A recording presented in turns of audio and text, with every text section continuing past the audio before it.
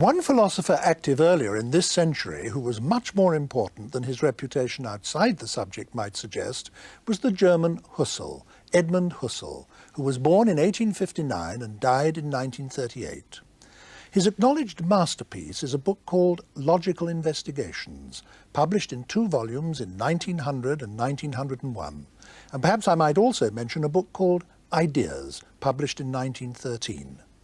Husserl's basic approach went something like this. For each one of us, there is one thing that is indubitably certain, and that is our own conscious awareness. Therefore, if we want to build our knowledge of reality on rock-solid foundations, that is the place from which to start. But as soon as we analyze it, we find that awareness has to be awareness of something. Consciousness must be consciousness of something. And we are never able to distinguish in experience between states of consciousness and objects of consciousness. In actual experience, however careful the analysis, they seem to be the same thing. Now, skeptics down the ages have argued that we can never know whether the objects of our consciousness have a separate existence from us, independent of our experience of them.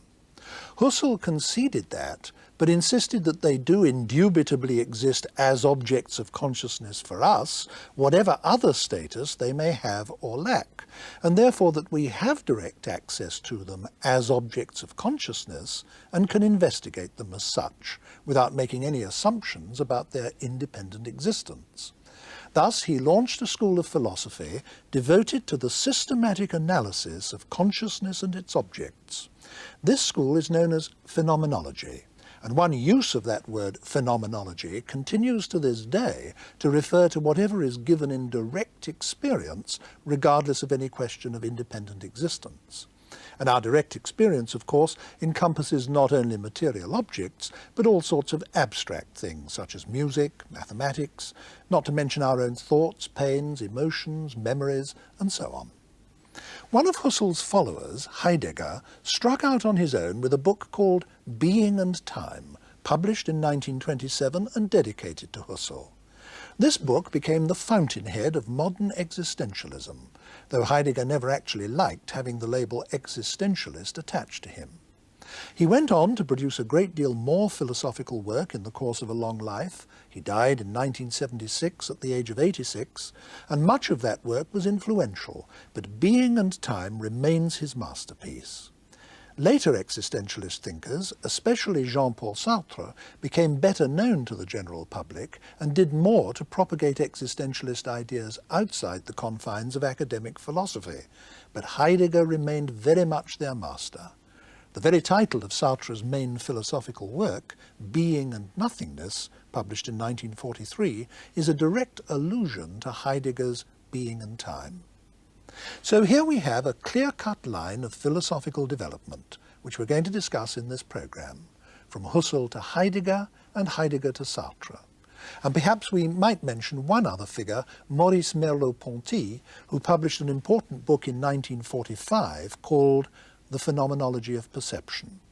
He and Sartre were great friends at one time. Together they founded and edited the journal Les Temps Modernes. But Merleau-Ponty died early at the age of only 53 in 1961. Here to discuss this major tradition within modern philosophy is Professor Hubert Dreyfus of the University of California at Berkeley. Professor Dreyfus, I said at the beginning of that introduction to our discussion that Husserl is probably not well known outside academic philosophy. How does it come about? Can you explain this for us, how somebody so little known generally is of such enormous importance inside philosophy? Well, it was Husserl's own idea that he was important that helped, and he was important in a reactionary kind of way. That is, he culminated a whole philosophical tradition, the Cartesian tradition that thinks of man's relationship to the world in terms of subjects knowing objects. In fact, Husserl thought he culminated the whole philosophical tradition from Plato on, because he had discovered the indubitable basis on which one could ground an understanding of everything. Setting himself up like that, he's similar to the way Hegel set himself up as the culmination of idealism, so that Kierkegaard could rebel against Hegel in the name of the beginning of existentialism, and Marx in the name of materialism. So Husserl sets himself up as the culmination of Cartesianism. His last book is called Cartesian Meditations. And then other thinkers like Heidegger, like Merleau-Ponty, can understand what the tradition really comes to, and then they can rebel against it. Now, I tried to give a sort of lightning sketch in my opening words of Husserl's basic approach, but I think we need something a bit more substantial than that to get our teeth into. Can you fill that out a bit? Yes, Husserl's basic idea was that the mind is always directed toward objects under some aspect. So I am perceiving that table roughly, I'm perceiving that as a table, and from the top, I can remember it, I have beliefs about it, I could have desires about it. All my mental content is directed.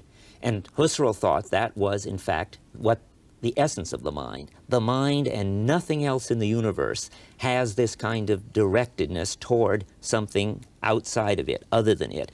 And there is a mystery here, isn't there? How, for example, if I think about astronomical questions, how events inside my head can relate to distant galaxies. Right. Husserl thought that was a wunderbar phenomenon, and he was ready to devote his life to trying to understand it. And his way of understanding it was to say there must be some kind of content in the mind that accounted for this aboutness or directedness. The aboutness or directedness is called technically intentionality in the tradition, and not because it has to do with our intentions, but because it has to do with this directedness. And he said there was something which he called intentional content in the mind, which was sort of like a description of reality. And it was by virtue of that description that I could perceive or remember this table under some aspect.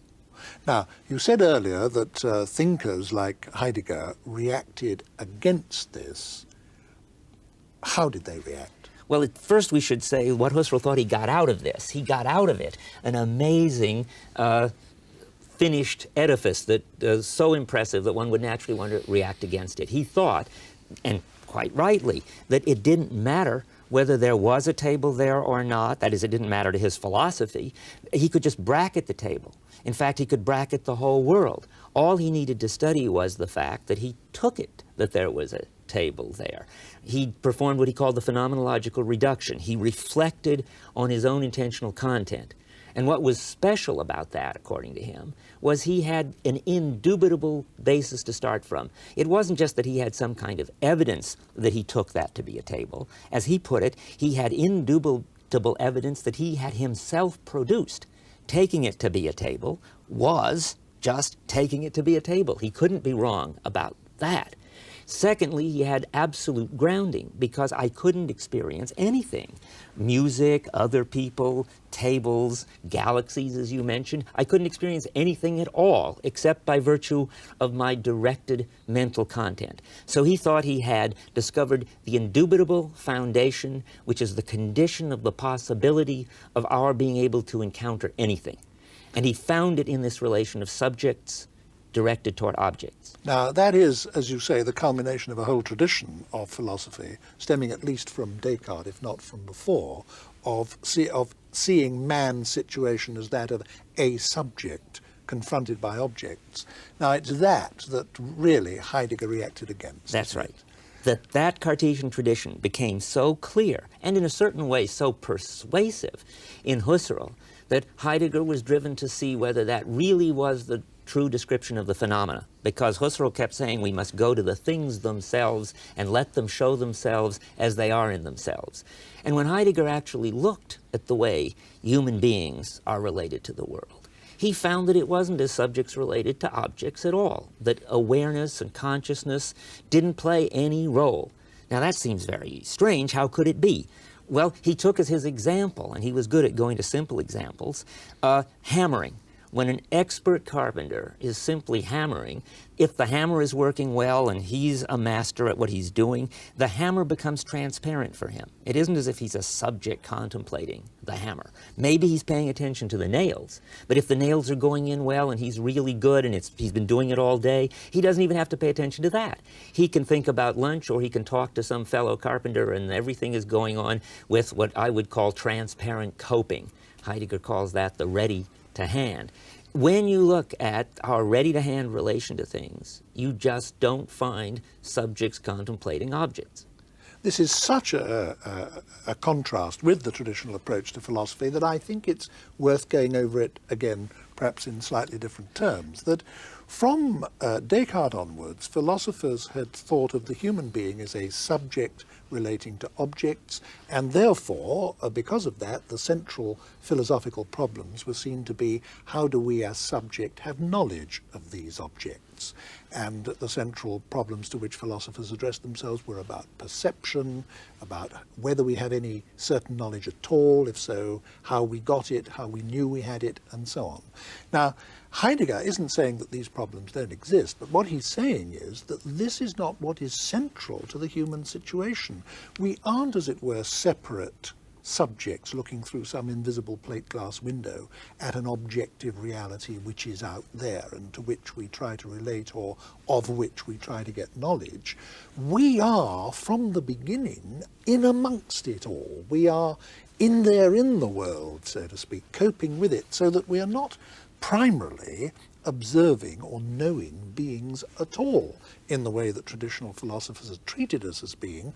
We're coping beings, or he might have been inclined to say, we're being beings. And it's from there that we start. That's right. It's a relationship of, for instance, as Gilbert Ryle put it when he reviewed Being in Time. He reviewed both Being in Time and Husserl's Logical Investigations. He thought they were both good, but he thought Heidegger was really onto something interesting. Ryle distinguished knowing that, which is what the tradition had always been interested in, from knowing how, which is what he took Heidegger to be interested in. And that isn't just to claim the primacy of practical activity, though that's radical enough. The pragmatists have claimed that too.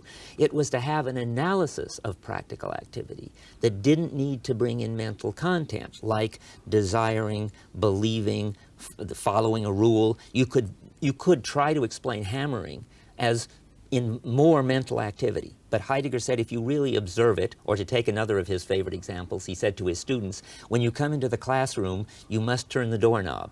But you don't observe the doorknob, believe that you have to turn the doorknob to get in, try to turn the doorknob.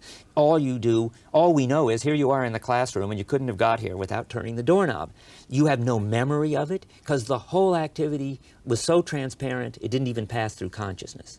A driver has the same experience shifting from first to second. They do a lot of fancy footwork with the clutch, but they can be carrying on a deep philosophical conversation. It doesn't even have to be conscious. Although these examples are mundane and trivial, what they actually illustrate is of enormous importance, isn't it? Because what they show is that our conscious act, or even that is begging the question, that our activity is not characteristically determined by conscious choices and aware states of mind at all. And that is of great significance. That's right. Now, Heidegger didn't want to deny that there was a place for that. He said in his language, first and foremost, we are coping beings already involved in the world. But if something should go wrong, for instance, in the hammer case, if the hammer is too heavy, then I will notice this aspect too heavy, and I'll become a problem solver like the tradition thought human beings were. I'll become a rational animal, and I will say, for this task, it's too heavy. If I take another hammer, then it might work better. The kind of Aristotelian practical syllogism. All of that has its place. The same if the doorknob sticks. Then I have to try to turn the doorknob. Heidegger calls that the unready to hand, and he thinks that's the level, I presume that he thinks that's the level at which Husserl came into the story. One crucial step too late. And there is another level while we're at it, which Heidegger calls the present at hand, which is important too. We can get in a stance of just staring at the object. If the head flies off the hammer, for instance, or if the nails are missing, or if we're just feeling in a relaxed attitude of wonder, we can see the hammer as a wooden shank with an iron blob on the end. Then we see it as an object with properties. It weighs, say, 1 pound. That's the level, too, that philosophers have always studied. There's a whole logic of subjects and predicates discussed in what's called the predicate calculus. That has its place, Heidegger would say, but that's a third level down the line after you've left out the everyday coping and even left out the practical situation in which things can break down, because that hammer isn't even a broken down hammer. It's just a piece of wood with metal on the end. But that's important too, Heidegger would say, because it's by relating those kinds of predicates with laws that we get science and theory. And Heidegger thought science and theory was very important. He has what he calls an existential account of science in being and time.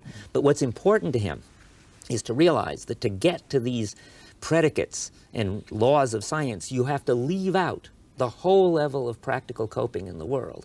So you shouldn't have the idea that scientific theory that can explain causal things very well could ever explain the everyday, meaningful world of significance that Heidegger wants to talk about. Because what he's saying, in effect, is that we only become conscious of things, in most cases, when something goes wrong, when there's a specific problem.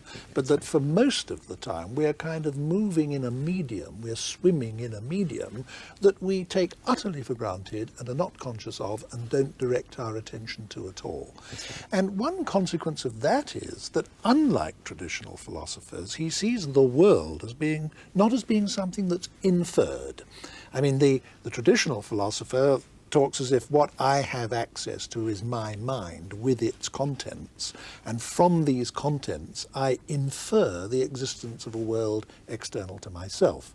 And Heidegger is saying, no, that is not actually what the situation is at all. The world is not something I infer. I start with it and in it. Is that not so? That's right. The way he put it was that philosophers since Descartes had been trying to prove the existence of the external world, and Kant said that it was a scandal that no one had successfully proved the existence of the external world. Heidegger says in Being and Time, it's a scandal that people are trying to prove the existence of the external world, as if we were stuck with this internal world and couldn't get out, whereas we are, as he puts it, being in the world. I think I should explain that a little bit further, because we've only talked so far about the directedness being not the kind of mental directedness that Husserl was interested in. But any particular directedness of my mind toward the hammer I'm using, of me, not my mind, toward the hammer, using this hammer, takes place on a whole background which he calls the world. The hammer only makes sense in terms of nails and wood and houses and a totality of equipment, which he calls significance. And my skill of hammering only makes sense in a whole background of other skills, of standing and moving and wearing my clothes and talking and so forth. So it's on the background of the world and my capacities for being in that world, or really being of that world, you might say, that anything gets encountered at all. Yeah. So, as you say, you can't call that into question. No. And this launches him into forming a view of human beings which is radically different from the traditional philosopher's view of human beings, isn't it? Can you begin to tell us what that is? Well, certainly he can't talk about subjects or persons or minds, or and he needs a completely new word to even talk about this ongoing activity on a background. And he chooses brilliantly to as a word, Dasein. In German, Dasein means simply existence. Like you earn your daily bread, you would earn your daily Dasein. But it also means, if you take it apart, being the there. And so he thinks that this activity of human being, which he sees as an activity, is an activity of being the there, which for him is being the situation in which this coping is going on. So when I'm driving, there is, if we're looking at that aspect of me which is coping, not at my body, it's just identical with the driving situation. So that being the there is actively being a situation in which directed activity is going on. And that's a completely new understanding of what it is to be a human being. And Dasein also gives him the possibility, as we have with the word human being, of either talking about that activity, human being, or to talk about a human being, an instance of that activity. And he does both. And he actually offers us an analysis, doesn't he, of this particular kind of being or way of being that we are, which relates it directly to time, and hence the title of his most famous book. Can you explain what that relationship is? Yes, we better spell that out. The relationship of, another word that's handy here, this relationship of opening a clearing, because another word for the situation is a clearing. And there is this activity of clearing this clearing, which we are. And he says this activity has a threefold structure. First, he says, that is, Dasein has what he calls disposition, the best example of which is moods. That is, thanks to a basic characteristic of us, things show up for us as mattering, as threatening or attractive or stubborn or useful and so forth. Or just important in some way. Or important in some way. And the tradition has generally overlooked that, he thinks, because it doesn't easily fall into these knowing interests. But he says, of course, rightly, that it's very important that things show up for us as mattering. And they do, because we have this basic characteristic called disposition. And we're always already in a situation, and it always already matters some way. We don't ever get behind our moods and start from no mood and then step into one. The second structure he calls discourse, which is a little bit misleading, but it grows out of a kind of interesting pun. That is, he says, the world is always articulated. That is, right now, everything is already laid out in this, what he calls context of significance, all pieces of equipment fitting together so that we can use any particular one. And I'm always articulating the world, that is, breaking it up at its joints by using a piece of equipment. If I take out of this total, which he calls a referential or a totality of significance, a hammer, I can articulate it by hammering with it as a hammer, or I can articulate it as a nail puller under different aspects. And then, of course, I can talk about what I'm doing. I can say, this nail is hard to pull. Then I will be articulating even further what I had already articulated. And that's constantly going on. That's called discourse. And the third aspect, which has been implicit in what we've been saying, is that Dasein is always pressing into the future. If I'm hammering with a nail, it's in order to, say, repair a house, in order to do my job as homemaker, say, or carpenter. Dasein, in Heidegger talk, is using equipment in order to pursue some goal, which he calls towards which, for the sake of some ultimate, let's say, life plan, which he calls a for the sake of. Now, it's important not to speak about goals and life plans. His funny language is necessary, because a goal is what you have in your mind, or a life plan. Whereas he just says Dasein is always oriented toward the future, doing something now in order to get to do something later, and that all of this makes sense as oriented toward something which is what that person is up to. And that threefold structure, which is being already in, amidst things, and always ahead of itself, pressing into the future, is, as you let the cat out of the bag, the structure of time. In the second half of being in time, lo and behold, the threefold structure of being in the world, or being in a situation, turns out to be mappable on past, present, and future. And he ends up saying almost that being is time, doesn't That's right. it? Well, Dasein, anyway. We are embodied time. That's right. In some way. Dasein, in his language, is care, and the structure of care is temporality. Yeah. Now, we've talked up to this point as, just about the individual human being, what Heidegger calls Dasein, and its position in the world and all these various aspects of it that you've been spelling out. But of course, Heidegger doesn't suppose that he's the only being that exists, and you and I, when we talk about this, don't suppose that you or I are the only beings that exist. The world is full of people. How do all the other people or the other Daseins come into this picture? Well, it's very important that they come in from the very start.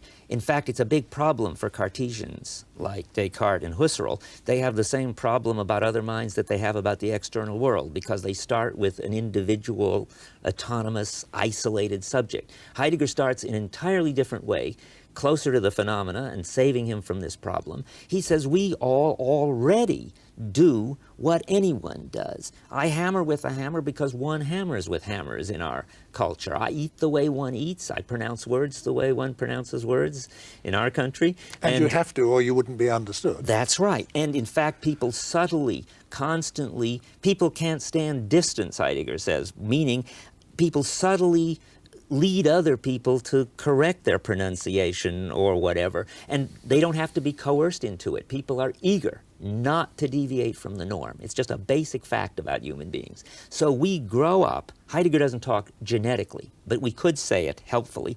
A baby gets socialized into a bunch of shared public practices and starts doing what one does and saying what one says. And at that point, this baby has Dasein in it, to talk like Heidegger. And of course, this one doesn't mean just the masses. As Heidegger says in one point, we flee from the crowd the way one flees from the crowd.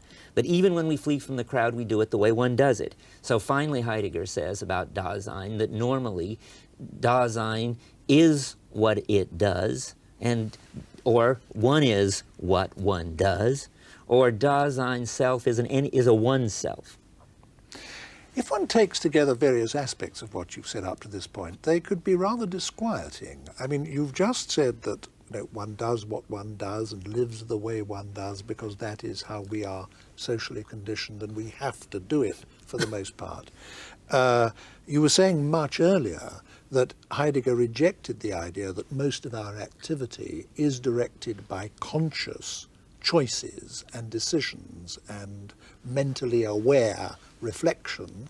If you take these things together, doesn't that rather reduce the human agent to a sort of zombie? I mean, somebody who is merely responding to pressures on him from outside in an unreflecting way. That's quite right. This anyone, this self that just does what one does in an unreflective way sounds pretty much like a very zombie-like character. But Heidegger is trying to do things the other way around. He now will show you how we can get free individuals to crystallize out of this rather amorphous public us. And that's the subject of Division 2 of Being and Time, the subject of authenticity, what the part of Heidegger which is really existentialist. So far we haven't said anything very existentialist. But in Division 2, Heidegger talks about guilt and about death, which I don't have time to go into here. But guilt and death all turn out to be versions of anxiety, which we better talk about for a minute. A Dasein, according to Heidegger, any Dasein, anywhere, is always dimly aware that the way the world is ungrounded. By that I mean there's no reason why one has to do things this way. It isn't because it's rational to do things this way. It isn't because God ordered us to do things this way. It isn't because human nature requires we do them this way. Heidegger is, as an existentialist, says at one point that the essence of Dasein is its existence, meaning there is no human nature. We are what we take ourselves to be, how we interpret ourselves in our practices. But that is rather unsettling, and that's exactly his word for it. Anxiety is the experience, is the disposition that is our response to the fundamentally unsettling character of being Dasein. And the question then is, what do you do about it? Well, what you have to do about it is you can either flee it, in which case one goes back to the kind of conformity which is required just to be intelligible. I have to do what one does and talk like one talks. But you become a conformist. You try even more to shape up to the norms, to pronounce things the right way and dress the right way and everything. That's how you could flee into inauthenticity. Literally, that would mean something like disowning what it is to be Dasein. Or you can own up to what it is to be Dasein. To own up means, for Heidegger, to hold on to anxiety and not flee it. And if you do that, you will be catapulted into an entirely different way of being human. Now, what you do needn't change, because you only can do what one does, or you just be kooky and insane. So you go on doing probably the same thing you did, but how you do it changes completely. You no longer expect to get any deep, final meaning out of anything. So you don't embrace projects with the conviction that now at last this is going to make sense of your life. So, and you also don't then drop all your projects because they fail to make the ultimate meaning you're looking for. as one of my students once said, you are able to stick with things without getting stuck with them. In this authentic activity, Heidegger says, you no longer have to respond to what he calls the general situation. You can respond to what he calls the unique situation. He doesn't give any examples, but I take it to be something like this. Take his carpenter that he's always talking about with his hammer. When he puts his hammer down for lunch, he could just have his sausages and sauerkraut. But if there's beautiful flowers blooming outdoors and he's authentic, he doesn't have to do what a respectable carpenter does. He can go out and wander in the flowers. But it's important that he can do only what one does. He can't take off all his clothes and roll in the flowers. One doesn't do that. But there's a little space for authenticity, namely doing the sort of thing that one does enables you to respond to the unique situation without concern for respectability and conformity. And that kind of life, not trying to get absolute meaning and responding to the current situation, makes you an individual, Heidegger says, makes you flexible, alive, gay, froh in German. And that is his idea of how one should live. Put that way, you make it sound like a sort of philosophy of personal liberation. One hears this phrase, philosophy of liberation, used about a lot of political philosophies, but this is, as it were, an individual liberation philosophy, is it not? But it's an existentialist liberation philosophy, which makes it the sort of last and strangest liberation philosophy. We don't liberate, say, our sexual drives or our repressed classes.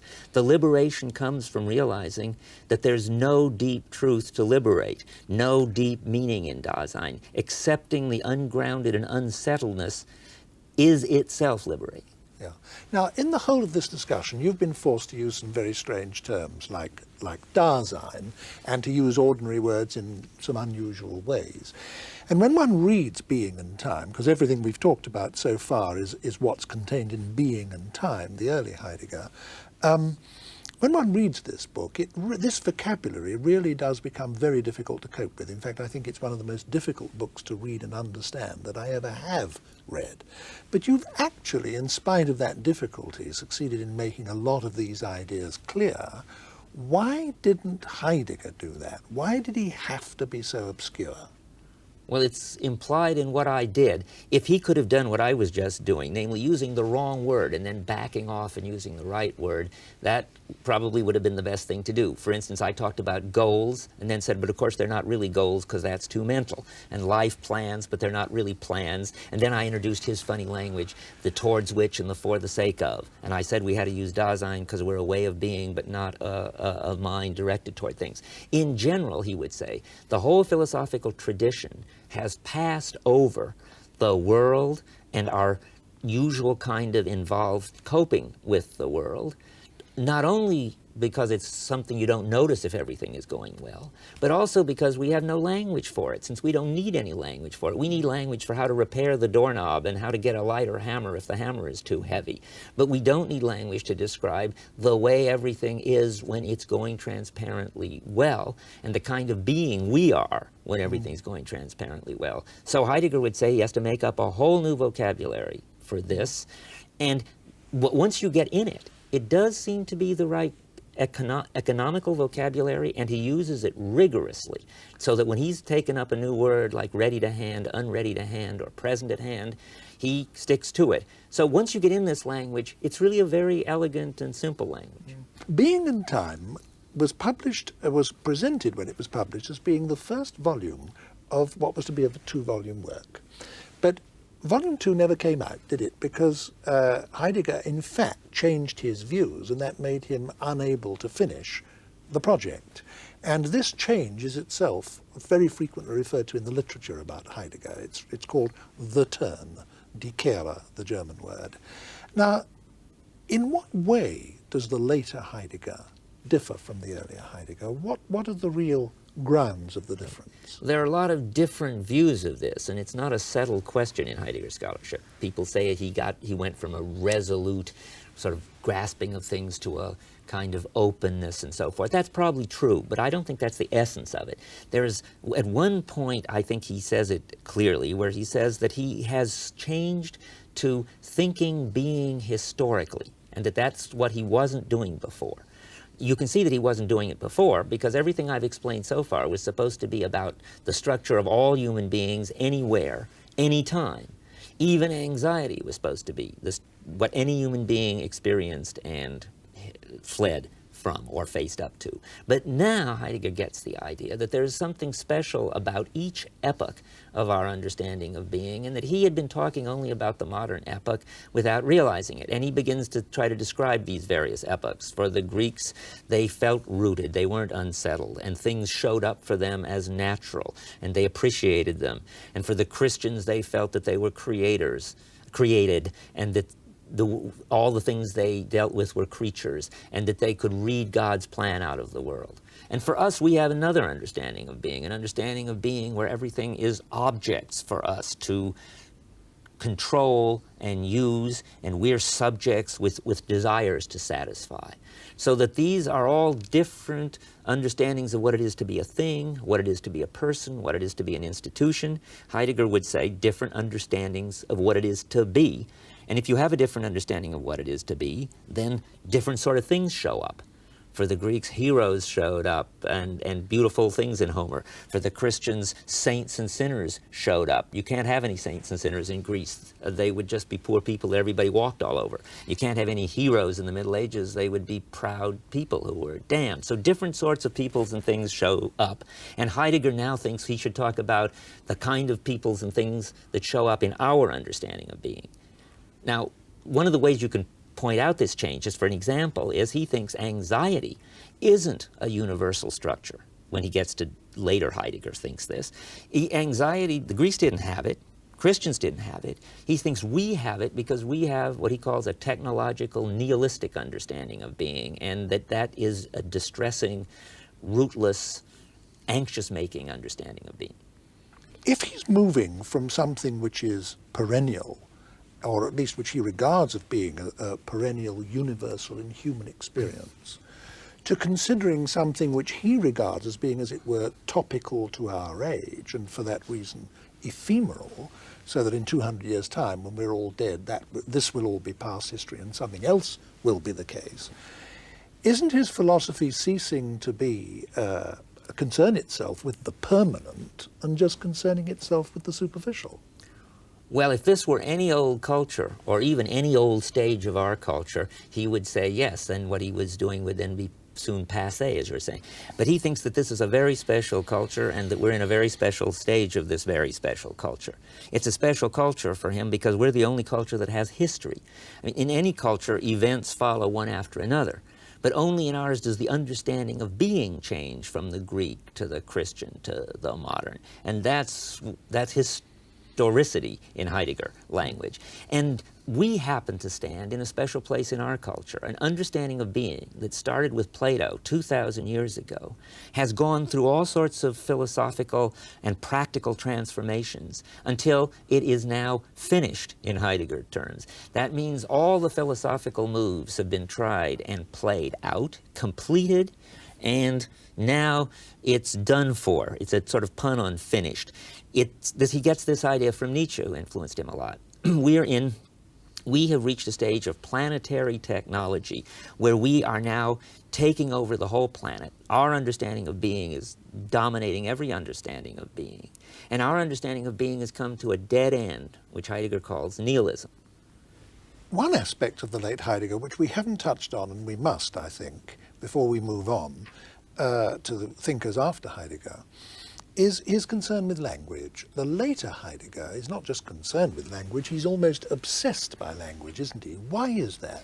Well, we're in a way set to see that, because since there's no way the world is in itself, language isn't there to correspond to reality, nor is language there just to be made up arbitrarily. For Heidegger, a vocabulary, or the kind of metaphors one uses, name things into being.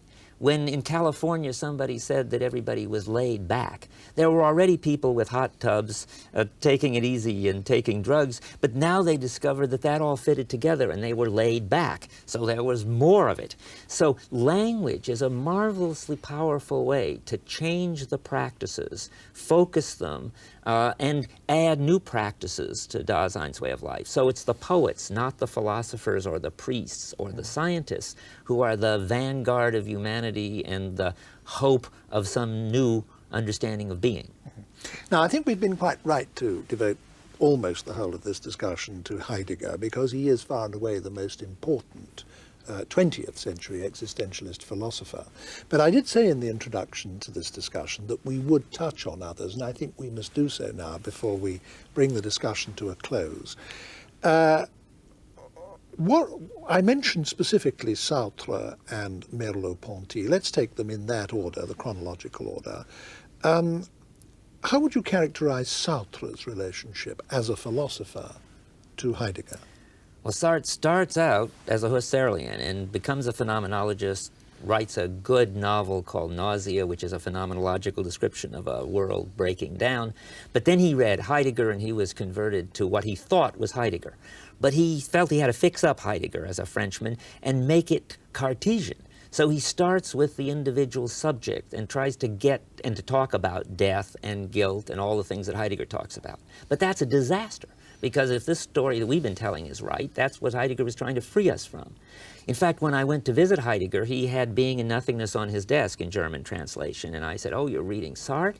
And he said, "How can I even begin to read this muck?" His word was Dreck.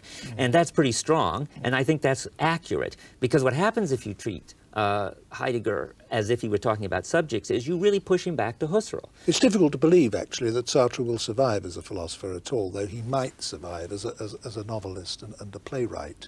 What's your view of Merleau-Ponty? I'm very much more impressed with Merleau-Ponty. I think he's a great philosopher and will survive. His great contribution was to bring in the body as our way of being in the world. There are two big gaps in being in time. One of them is that Heidegger never talks about the body, or even about skills or practices. I put all that in to explain the ready to hand and the understanding of being. Now, Merleau-Ponty, because he does talk about the body, and it's the body that acquires skills, he answers Sartre for one thing. He says we're not free. We're restricted by having the same sort of bodies everyone has, and by the fact that what we do becoming habits in our bodies and skills in our bodies, which we're not arbitrarily free to change.